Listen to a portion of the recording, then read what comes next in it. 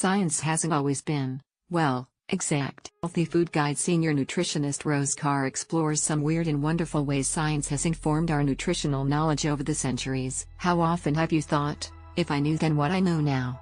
As individuals, we have to learn everything as we go along, either from others or by trying different things ourselves, and along the way we all make a few blunders, some bigger than others.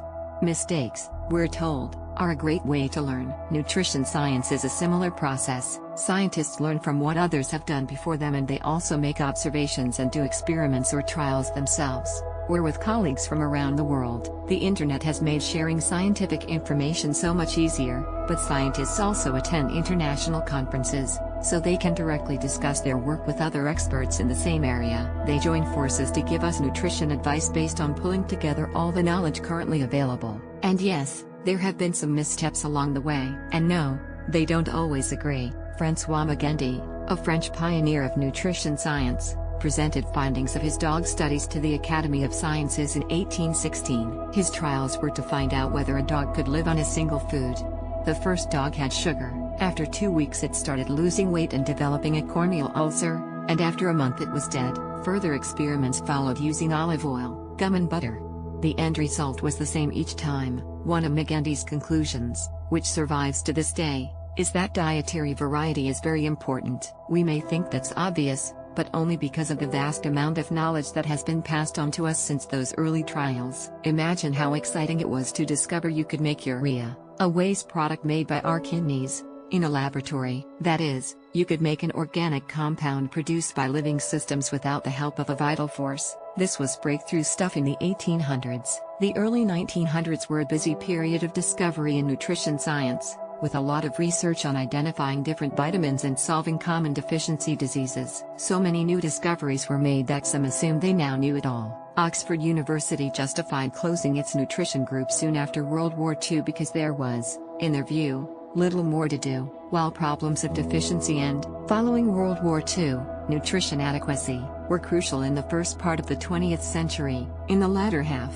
attention had turned to the problem of overnutrition and the obesity epidemic. Vitamin A disappoints in the 1980s and 90s. There was a lot of evidence from observational studies that people eating more fruits and vegetables, rich in vitamin A and beta-carotene, which can convert to vitamin A, had significantly lower rates of lung cancer and cardiovascular disease. So, a very large randomized controlled trial, the gold standard of nutrition research, was established to test whether daily supplementation with vitamin A and beta-carotene could reduce lung cancer in people at high risk of developing it. There were high hopes. The beta-carotene and retinol efficacy trial, CARROT, was stopped 21 months early because of clear evidence of no benefit and substantial evidence of possible harm. There were 28% more lung cancers and 17% more S in the active intervention group than the group taking a placebo. Clearly there was more to learn. Special interests muddy the waters. An article published in November 2017 highlighted an example of industry manipulating scientific knowledge as long as 50 years ago,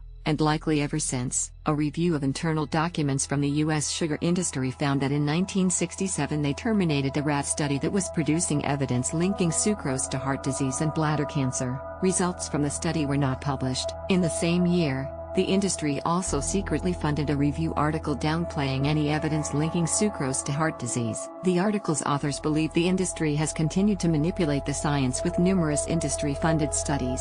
Governments fund a lot of research at universities, and so does industry. It's common practice these days for university researchers to declare funding sources and all conflicts of interest. It can be difficult to remain impartial when your funder has a financial interest in the outcome. Debates around the role of sugar and fats, in particular saturated fat, are both likely to be fueled by industries with a lot of money at stake. Adding to the confusion, we have people, with varying qualifications, who can make a quick buck by publishing a book with a catchy and controversial title. So, while there is so much more evidence around, and it's so much easier to access, it can be even harder for someone who's not an expert to sift through the different viewpoints, which is why at Healthy Food Guide we are guided by renowned academics who do not have conflicts of interest. National Nutrition Advice Hints on Diet, a 1935 booklet from the Department of Health, offered recipes and menu plans along with some interesting nutrition advice, such as, meals should be regular and punctual, and eating between them should be avoided. The bowels should act before or immediately after breakfast at the end of each meal.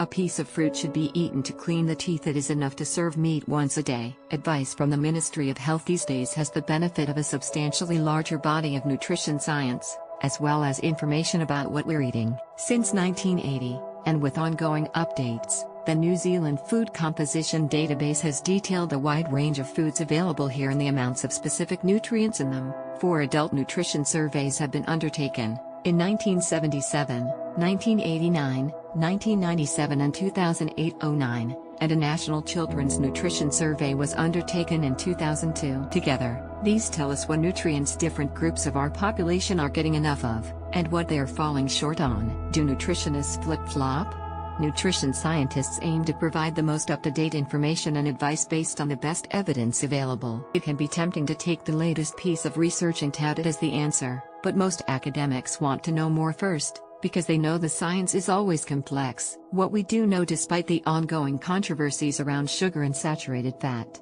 and what may be the best diet for specific diseases, there is an awful lot we do currently know about the best way of eating for most of us. We may choose to eat at different times or in different amounts, but there's strong evidence for a largely plant-based diet with less processed food. To paraphrase David Katz, renowned obesity expert, it's not a lack of knowledge about healthy eating that's holding us back. The distractions associated with exaggerated claims, and our failure to convert what we know into what we do, is holding us back. The wacky world of nutrition. The sulfuric acid cure. In the 1500s, people already knew oranges and lemons helped prevent scurvy, but storing them on long voyages was a problem, so the College of Physicians decided other acids could be used instead. Sulfuric acid, diluted before use, or vinegar were issued to ship surgeons to treat scurvy, without testing on their effectiveness. It wasn't until 1746 that James Lind, possibly the earliest systematic nutrition researcher, carried out a controlled clinical trial. He found sailors given lemons and oranges recovered from scurvy in around 6 days,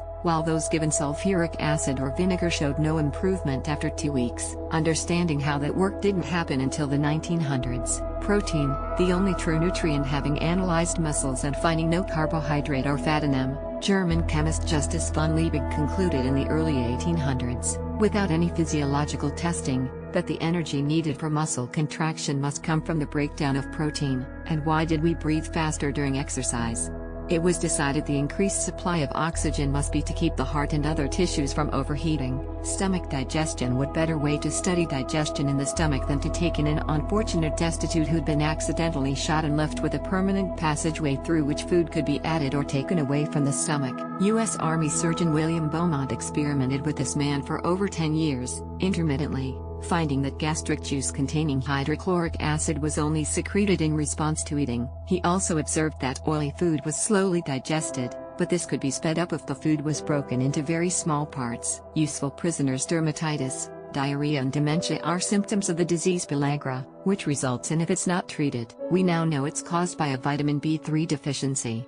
But in 1914, epidemiologist Joseph Goldberger tested his unbalanced diet theory on 12 prisoners. They volunteered for the 6-month trial and in return were to be released, if they were still alive. After 5 months, the diet seemed to produce pellagra in half of the men, but at the end of the period, the volunteers fled, thus ending the experiment. Starvation studies. World War II created unique opportunities to study the effects of starvation. Rations were very limited in post-war Germany, and children at an orphanage were given different supplements in order to study the effects on their growth. Separately, in the Minnesota starvation experiment, 36 conscientious objectors were subjected to semi-starvation, with most losing over 25% of their weight. This helped figure out how to treat the victims of mass starvation in Europe, and the Dutch famine birth cohort study continues to investigate the effects of fetal exposure to the 1944 to 1945 famine on health in adulthood. Fecal transplants. In 2005, when HFG first wrote about gut health,